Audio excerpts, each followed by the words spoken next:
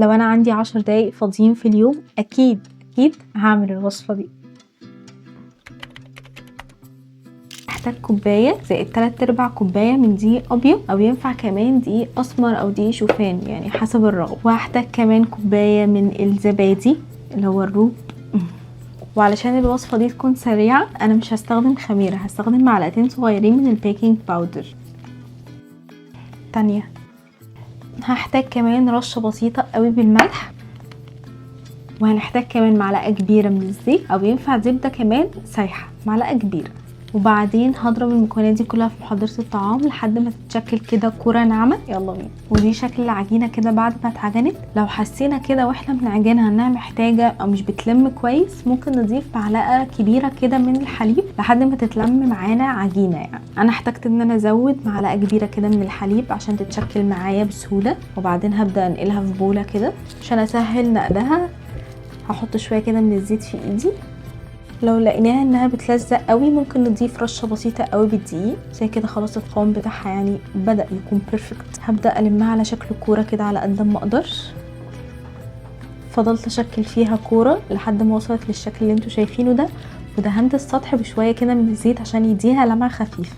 هي العجينه مش هتخمر ولا اي حاجه خالص لان احنا مستخدمين بيكنج باودر ما فيهاش خميره. فهبدا اشكلها على طول على شكل البيجل. دي تقريبا ممكن تعمل لي 3 متوسطين. وده شكلهم كده بعد ما شكلتهم كرات.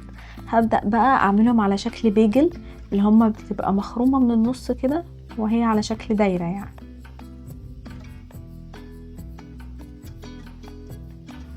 تشكيلها سهلة قوي يعني ما تقلقوش.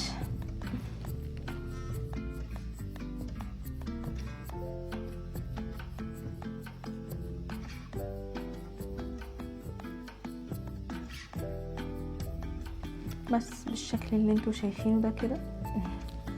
احطها بقى في طبق. على الوش همسحهم مسحه بسيطه كده بالزيت او الزبده السايحه تديها طعم حلو قوي عشان اساعدها كده انها تتحمر يعني. وممكن كمان نرش عليها شويه من السمسم. وبعدين انا هسويهم في الاير فراير على درجه حراره 180 لمده 10 دقائق تقريبا.